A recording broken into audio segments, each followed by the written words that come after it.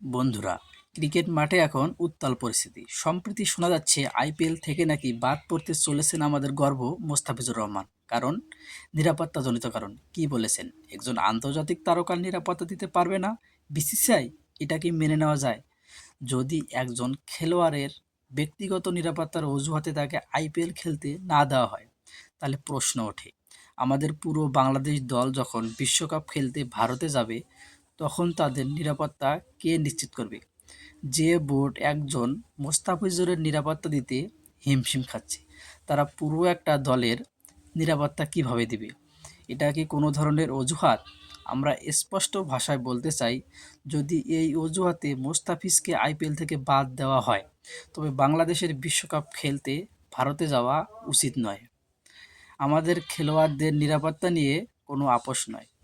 আমরা অবিলম্বে আইসিসিকে চিঠি দেওয়ার দাবি জানাচ্ছি। বাংলাদেশ ক্রিকেট বোর্ডের বিসিবি উচিত আইসিসিকে পরিষ্কার জানিয়ে দেওয়া, যদি মোস্তাফিজের নিরাপত্তা নিয়ে প্রশ্ন ওঠে, তবে বাংলাদেশের বিশ্বকাপ ম্যাচগুলো অন্য কোনো নিরপেক্ষ ভেন্যুতে আয়োজন করা হোক। শ্রীলঙ্কা হতে পারে একটি আদর্শ বিকল্প। এটা শুধু মোস্তাফিজুরের প্রশ্ন নয়, এটা আমাদের দেশের সম্মানের প্রশ্ন, আমাদের খেলোয়াড়দের নিরাপত্তার প্রশ্ন। আইপিএলের মতো ফ্র্যাঞ্চাইজি লিগে যদি নিরাপত্তা দিতে না পারে, তাহলে বিশ্বকাপের মতো মেগা ইভেন্টে কী হবে? এর একটাই সমাধান, হয় মোস্তাফিজ খেলবে, নয়তো বাংলাদেশ ভারতে বিশ্বকাপ খেলবে না। আমরা কোনো হুমকি দিচ্ছি না, আমরা আমাদের দেশের খেলোয়াড়দের জন্য ন্যায্য নিরাপত্তা দাবি করছি। আইসিসি এবং বিসিসিআইকে এই বিষয়ে দ্রুত পদক্ষেপ নিতে হবে। আপনারা কি মনে করেন?